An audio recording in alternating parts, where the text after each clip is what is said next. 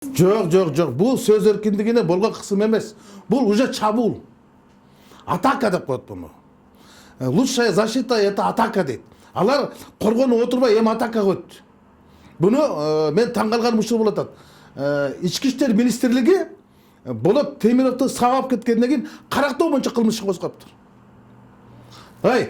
Журналистен айемне үшін ошол журналистті мәселен башқа қылмыс үшін қозғаған жоқ. Мысалы адам өлтіру фактісі бойынша аны тоқмақтап отпай бұл. Тоқмақтап сабап чақалайын чақ түшінде. Ал белгілі, ал журналист, ал айтып отады, менің қызматтық ишим берде себепкер болды деп отады. Менің ошол Матраимовтардың жуайының мүлкі жөнінде жазып қойғандығым үшін себеп болды деп ашық жазып отса, бұлар қарақтау менен қылмыс үшін қозғатады. Бұл деген 2010 жылы 3 мартта Сырғақ Абдылдаевты так ушундай кылып чакалан чакшын сабап кеткен. Ошондо дагы ички иштер министрлиги жөнөкөй эле бир хулигандык, бейбаштык боюнча кылмыш ишин козгогон. 3 мартта. 13 мартта Медет Садыркуловду өлтүрүп кетишти, өрттөп кетишти. А бизде ошондо эмне деп иш козгоду?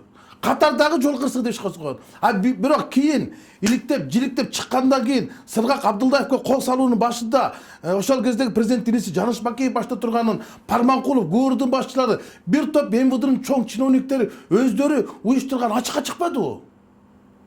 Садыркуловду өртөп жиберген ачыкка чыкпадыбы?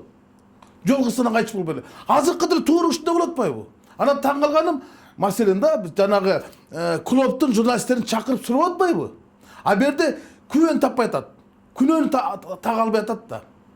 Анан айтып атат ошол жанагы үйүн үстүнөн жанагы учуучу неме менен тарткандык үчүн менин жеке немеме менчигимди уруксаты жок тарткандык үчүн деп арызчаса бардын сурап калып атат. Анан эң негизгиси берди эмес.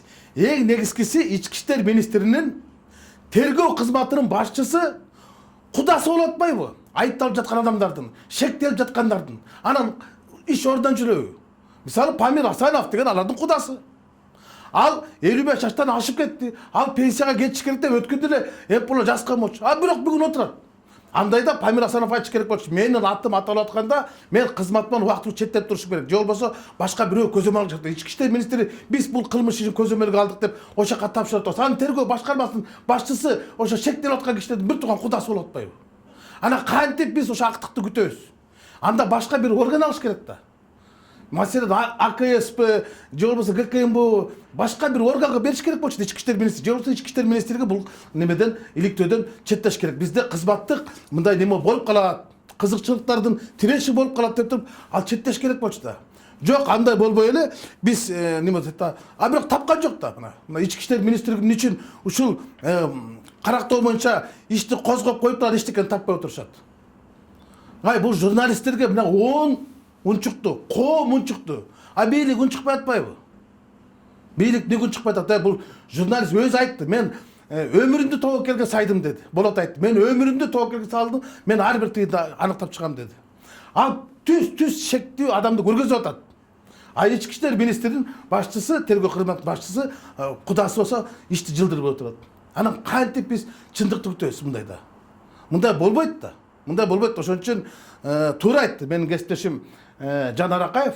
Бул деген мына Мальтада премьер-министр ошо журналисттин өлүмү боюнча менин атым аталып калды, кызматка кетти. Былтыр Словакиянын премьер-министри кызматтан кеткен. Демократиялуу мамлекеттерде жоопкерчиликти сезет. Айтат, менин атым аталып калыптыр, мен кызматтан кетишим керек деп.